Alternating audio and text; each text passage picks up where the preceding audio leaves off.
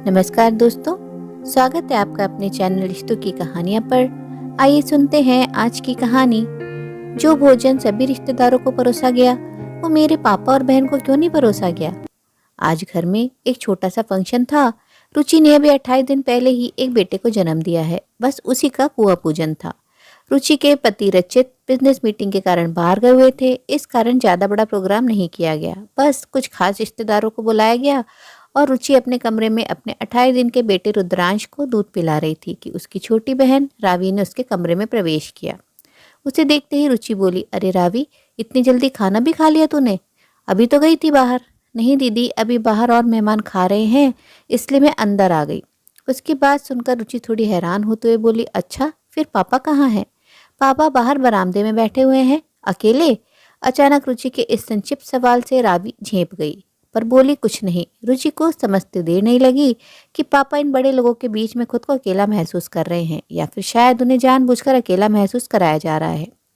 रचित और रुचि की लव मैरिज थी। रचित एक अमीर घर का बेटा था, वहीं रुचि एक मध्यम वर्गीय परिवार की बेटी। शादी होकर जब ससुराल आई तो ससुराल में सास तो थी नहीं, पर एक जेठानी थी जो अपनी पूरी मनमानी करती हैं। अपने आगे तो वो रुचि को कुछ भी नहीं समझती थी। कारण सिर्फ इतना सा था कि वो एक अमीर घराने की बेटी थी। रचित अपने बड़े भाई अमित के साथ ही पारिवारिक बिजनेस संभालता था। अमित जहां शहर में रहकर बिजनेस संभालता था, वहीं रचित को अक्सर बिजनेस मीटिंग्स के लिए बाहर जाना पड़ता था। घर की बागडोर पूरी तरह से उसकी जेठानी मेघा के हाथों में थी। रुचि के आने के बाद मेघा अपने आप को किसी सास से कम नहीं समझती थी। खुद तो दिन भर आराम करती है और रुचि पर हुक्म चलाती थी। हालांकि घर में नौकर चाकर थे, पर मेघा हमेशा रुचि पर टोका टाकी करती रहती थी। रुचि कभी रचित से कहती तो रचित उसे ही समझा देता, अरे भाभी ने कई सालों से घर खुद संभाल रखा है, उन्हें तुमसे बेहतर पता है कि घर को किस तरह संभाला जाता है, इसलिए इतना ज्यादा ध्यान मत दिया करो। रुचि को भी रचित की बात सही लगती, इसलिए वो चुप रह जाती। पर मेघा की एक खासियत थी कि जब उसके मायके से कोई भी आता तो उनकी मेहमान नवाजी में कोई कमी नहीं छोड़ती, लेकिन जब रुचि के परिवार से कोई आता तो उन्हें अनदेखा ही करती। और ये बात रुचि को धीरे धीरे अपने आप ही समझ में आ गई। खैर, उसने रावी से कहा, जा पापा को कमरे में बुला ला, कहना दीदी बुला रही है। उसकी बात मानकर रावी बाहर से अपने पापा खिलजी को अंदर बुला लाई। क्या हुआ बेटा? पापा ने चेहरे पर जबरदस्ती की मुस्कुराहट लाते हुए कहा। पर उनकी जबरदस्ती की मुस्कुराहट को देखकर रुचि को समझते देर नहीं लगी कि क्या हुआ होगा। जी तो चाह रहा था कि खुद ही उठकर रसोई में चले जाए और पापा के लिए खाना लगाकर ले आए, लेकिन 1.25 महीने से पहले रसोई में भी उसका प्रवेश वर्जित था, जबकि उसकी नॉर्मल डिलीवरी थी। रुचि अपने पापा से बोली, पापा आप यहाँ कमरे में बैठ जाइए, मैं आपका खाना यहीं लगवा देती हूँ। अरे नहीं नहीं बेटा, क्यों परेशान हो रही है? जब सब लोग खा लेंगे तब मैं और रावी भी खाना खा लेंगे। तू फिलहाल तो अभी मेरे नन्हे से गुड्डे का ध्यान रख। पापा रुचि को बहलाते हुए बोले, मैं कौन सा खाना परोस रही हूँ पापा, मैं सीमा को बोल देती हूँ। कहकर रुचि ने घर में काम करने वाली सीमा को आवाज लगाई। उसकी आवाज सुनकर सीमा दौड़ी दौड़ी कमरे में आ गई। क्या हुआ भाभी, कुछ चाहिए था? सीमा, पापा और रावी का खाना यहाँ मेरे कमरे में ही लगा दे। पापा को दवाई भी लेनी होती है और फिर मम्मी भी घर पर अकेली हैं, उनकी तबीयत भी खराब हो रही है तो इन्हें देर भी हो रही है। जी भाभी, अभी खाना लगाती हूँ, कहकर सीमा फटाफट कमरे के बाहर निकल गई। रुचि ने रावी और पापा को वहीं पास रखी कुर्सी पर बिठा दिया, लेकिन 15-20 मिनट हो गए, सीमा लौट कर ही नहीं आई। आखिर रुचि ने सीमा को दोबारा आवाज लगाई, लेकिन 5 मिनट ऊपर हो गए, सीमा कमरे में नहीं आई। आखिर रुचि उठकर कमरे के बाहर जाने लगी तो पापा बोले, अरे बेटा क्यों परेशान हो रही है, वो किसी काम में बिजी होगी। कोई बात नहीं पापा, आप परेशान मत हो, मैं देख लूंगी, कहकर रुचि बाहर आई।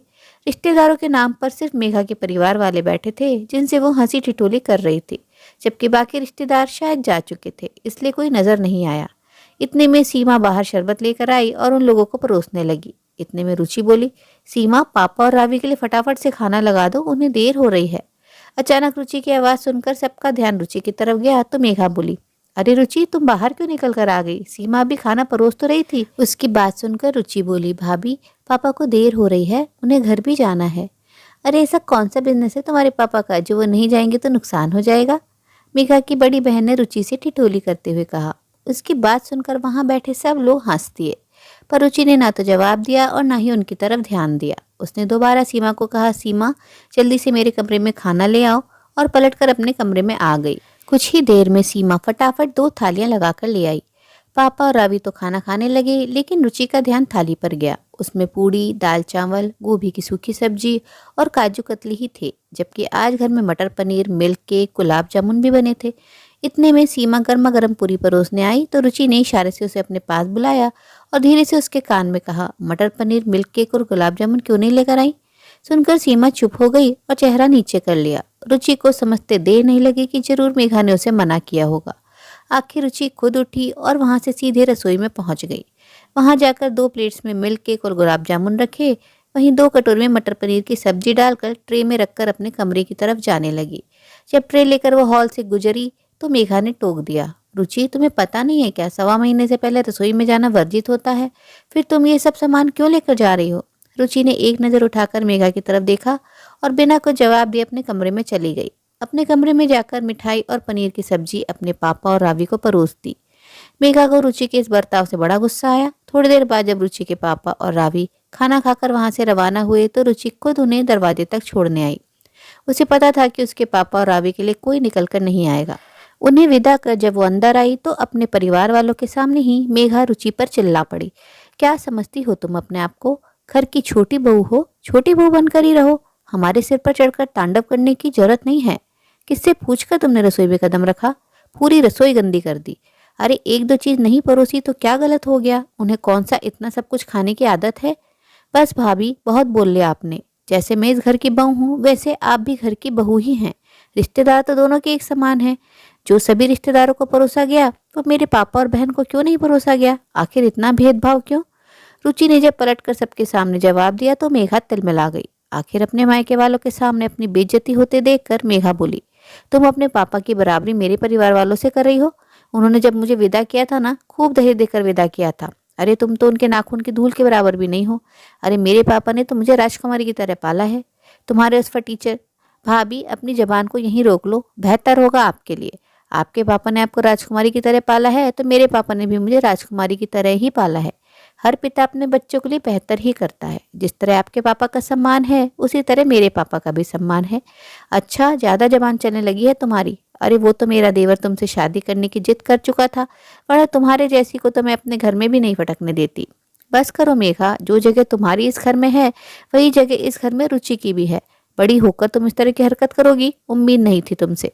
अचानक अमित ने अंदर आते हुए कहा। अमित को देखते ही मेघा अचानक चुप हो गई, फिर बात को संभालते हुए बोली, अरे आप ऑफिस से कब आए?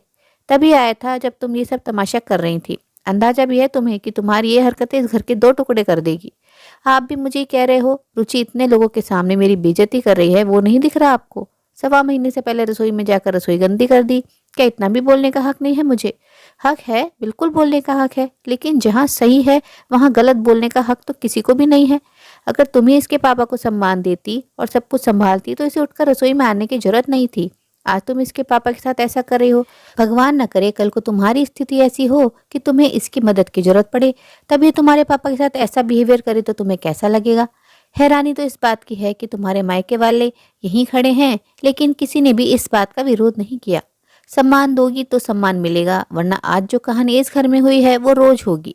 अभी भी वक्त है, संभल जाओ, कहकर अमित अपने कमरे में चला गया। रुचि अपने कमरे में। मेघा के मायके वाले भी धीरे धीरे वहां से निकल गए, पर मेघा पर इसका कोई खास प्रभाव नहीं हुआ। मेघा में बदलाव न देखकर दोनों भाइयों ने समझदारी दिखाते हुए अपने आप ही अपने घर को 2 हिस्सों में बांट दिया, ताकि घर युद्ध का मैदान न बने और रिश्तों की गरिमा भी रह जाए। क्या घर की सुख शांति के लिए दोनों भाइयों द्वारा लिया गया कदम सही था या इसका कोई और भी हल हो सकता था? दोस्तों, आप इस बारे में क्या विचार रखते हैं? अपनी राय कमेंट बॉक्स में कमेंट कर जरूर बताएं। आपके अनमोल कमेंट व सुझाव बहुत मोटिवेट करते हैं। कहानी कैसी लगी? कहानी अच्छी लगी हो तो अपने मित्रों प्रियजनों के साथ भी शेयर जरूर करें। आपसे अनुरोध है, अगर आप चैनल पर नए हैं तो ऐसी ही नई नई जीवन से जुड़ी कहानियाँ सुनते रहने के लिए चैनल को सब्सक्राइब जरूर करें। कहानी अंत तक सुनने के लिए आप सभी का दिल से बहुत बहुत शुक्रिया। तो फिर मिलते अगली कहानी में, तब तक के लिए आप लोग अपना ध्यान रखिए, खुश रहिए, ऐसी ही कहानियाँ सुनते रहिए।